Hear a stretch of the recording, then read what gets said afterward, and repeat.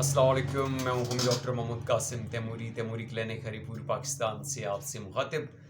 बहुत सारे लोग जो है ये मैसेज करते हैं, पूछते हैं डॉक्टर साहब मैदे का अल्सर है, मैदे की तकलीफ़ रहती है, तो मैं क्या खाऊं और क्या ना खाऊं। देखिए, तकरीबन आपने देखा होगा कि पुराने ज़माने में हकीम लोग जो है जब ट्रीटमेंट करते थे तो बड़ा सख्त किस्म का परहेज़ जो है उसके साथ रिकमेंड करते थे, और मरीज़ जो है उस परहेज़ को फॉलो करता था और वो शफ़ायाब हो जाते थे।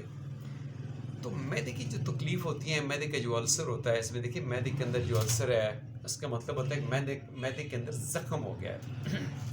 अब जब मैदे के अंदर ज़ख्म होता है तो उसकी सबसे बड़ी सिम्पटम ये होती है कि जैसे ही आप कुछ खाना खाते हैं, ठीक है, या आप पीते हैं, या आप खाना खाते हैं या पीते हैं, तो एकदम पीने और खाने के बाद आपके मैदे में जलन शुरू हो जाती है, दर्द शुरू हो जाता है, आप बेचैन हो जाते हैं। इसका मतलब ये होता है कि आपके मैदे के अंदर अल्सर है, सोजिश है। तो इसके लिए सबसे पहली चीज़ जो है, आमतौर पे सब लोग जानते हैं कि आपने मिर्च और मसाले इस्तेमाल नहीं करने हैं। लेकिन इसके साथ साथ एक और चीज़ जो अक्सर लोग जो हैं मिस कर जाते हैं, उसकी प्रैक्टिस नहीं करते, वो है नमक का इस्तेमाल। अगर आप खाने में नमक का इस्तेमाल ज़्यादा कर रहे हैं, तो बेशक अगर आप मिर्च नहीं खा रहे हैं, सुर्ख मिर्च का इस्तेमाल नहीं कर रहे हैं, लेकिन आप नमक का इस्तेमाल कर रहे हैं, तो नमक भी जो है ना आपकी ज़ख्मों के ऊपर जब जाके लगता है तो आपकी जलन का बायस बनता है, दर्द का बायस बनता है, बेचैनी का बायस बनता है, परेशानी का बायस बनता है। तो जहाँ आप मिर्च मसालों का इस्तेमाल मिनिमाइज़ करते हैं, कम कर देते हैं, वहाँ पे आपने नमक का इस्तेमाल भी आपने कम कर देना है। दूसरी बड़ी अहम चीज़ ये है कि आपके जैसे 32 दांत अल्लाह ने आपको दिए हैं, तो खाने को खूब चबा के आप खाएं, ताकि वो खाना जो है अच्छी तरीके से आपका जिज़्व बदन बने और आप मैदे को ज़्यादा जो है तकलीफ बर्दाश्त न करनी पड़े।